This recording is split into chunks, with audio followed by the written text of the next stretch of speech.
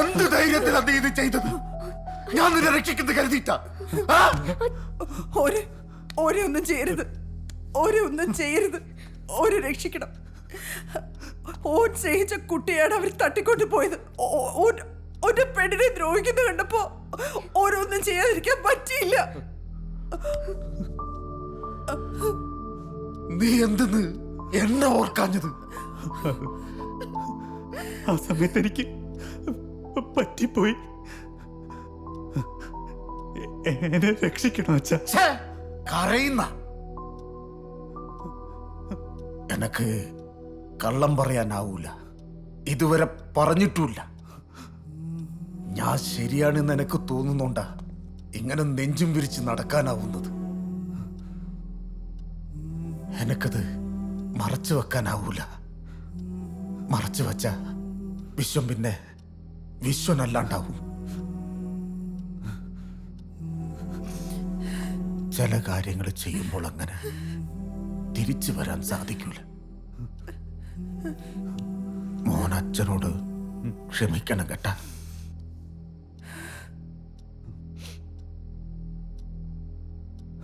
നീ കീഴടങ്ങണം, കുറ്റം സമ്മതിക്കണം. അച്ഛൻ കമ്മ്യൂണിസ്റ്റുകാരനായിട്ട് തന്നെ ജീവിച്ചു. ആ അച്ഛൻ്റെ മകനായിട്ട് ഞാൻ ജീവിക്കും. അമ്മയെല്ലാം നീ പറഞ്ഞ് മനസ്സിലാക്കണം. നീ വാ. നെഞ്ചും വിരിച്ച് നടക്കണമെങ്കിൽ ഞാൻ ചെയ്യുന്നതെല്ലാം ശരിയാന്ന് എനക്കെങ്കിലും ബോധ്യപ്പെടണ്ടേ?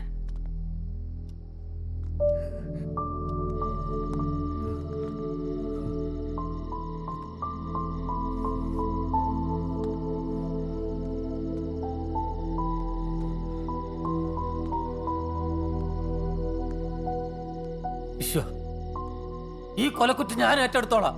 ഈ ഒരു അക്ഷരം ഉണ്ടാഞ്ഞാ മതി. നമുക്ക് ഈ ലോക്കപ്പും ജയിലൊന്നും പുതിയ കാര്യമൊന്നുമല്ലല്ലോ. ആനന്ദ് മോനെ ഞാൻ എന്റെ ഈ തോളിലിട്ട് വളർത്തിയെടുത്തതാ. ഓർമ്മക്ക് വിട്ടുകൊടുക്കണ്ടോ? നീ എന്റെ കൂടെ പറപ്പല്ലടാ. നീ പോയാലും ഓൻ പോയാലും എനക്കൊന്ന. നിങ്ങൾ എല്ലാരും കൂടെ എന്നെങ്ങനെ കുത്തി പറക്കരുത് കേട്ടാ.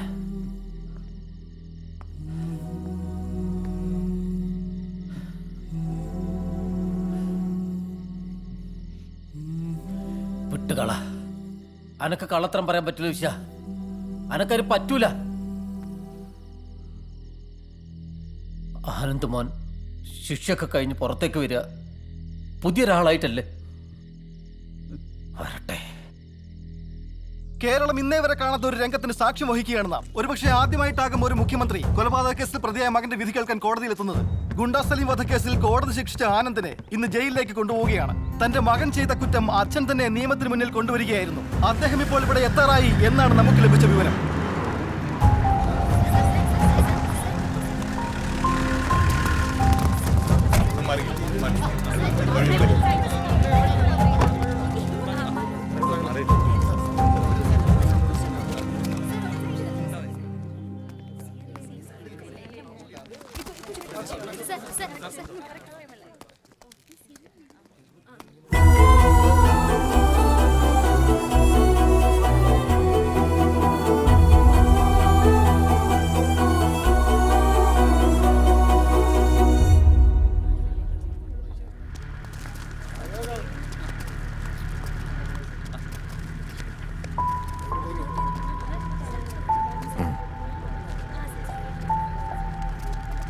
ധൈര്യം പറ്റിയില്ല മോനെ.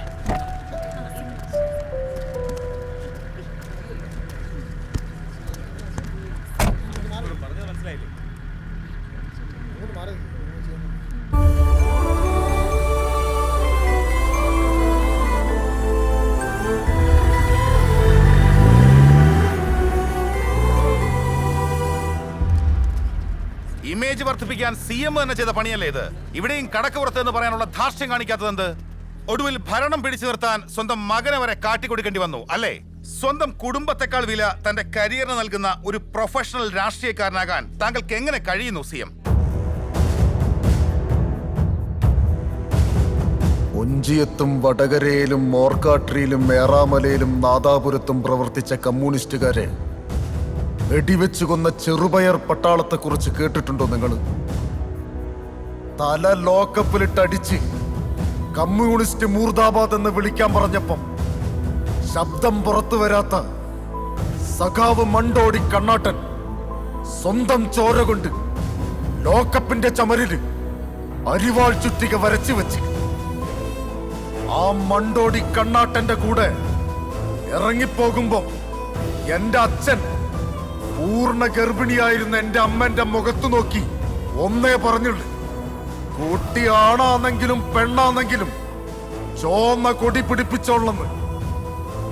ആ അമ്മയ്ക്ക് പോലും മനസ്സിലാക്കാൻ പറ്റാണ്ട് വെടികൊണ്ട് തലച്ചോറ് ചിതറിക്കടന്ന എന്റെ അച്ഛനെ പോലുള്ള സഖാക്കളുടെ ചോരയിൽ മുക്കിയെടുത്തതാണ് ഈ ചെങ്കൊടി.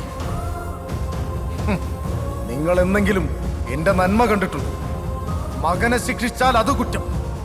അഴിമതിക്കാരൻ, കൊലപാതകി, മനുഷ്യത്വമില്ലാത്തവൻ, അങ്ങനെ ഒരുപാട് ബിരുദങ്ങൾ നിങ്ങൾ എനിക്ക് ചാർത്തി തന്നിട്ടുണ്ടല്ലോ.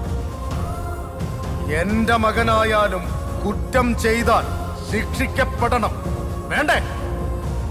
പിന്നെ ഭരണം, ഈ ഭരണം ആർക്കു വേണ്ടിയാണെന്ന് ഇതുവരെയായിട്ടും നിങ്ങൾക്കാർക്കും മനസ്സിലായിട്ടില്ലേ?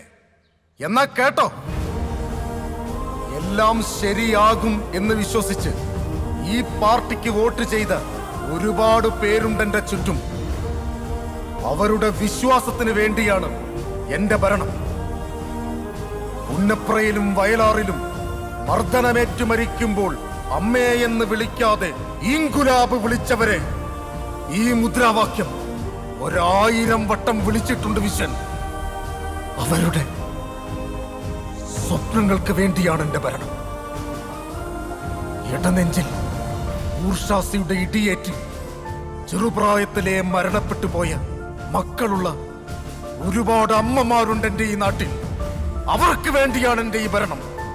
പാവപ്പെട്ടവർ, ആശയറ്റുപോയവർ, ഭക്ഷണമില്ലാത്തവർ, മക്കളുണ്ടായിട്ടും നോക്കാൻ ആരുമില്ലാത്തവർ, അവർക്കൊക്കെ വേണ്ടിയാണ് എന്റെ ഈ ഭരണം. ജാതി പറഞ്ഞുറഞ്ഞുതുള്ളുന്ന ആത്മീയ വ്യഭിചാരികളുമായി കൂട്ടുചേർന്ന് ഭരണം എങ്ങനെയും നിലനിർത്താൻ ഈശ്വരനൊരു പ്രൊഫഷണൽ രാഷ്ട്രീയക്കാരനല്ല.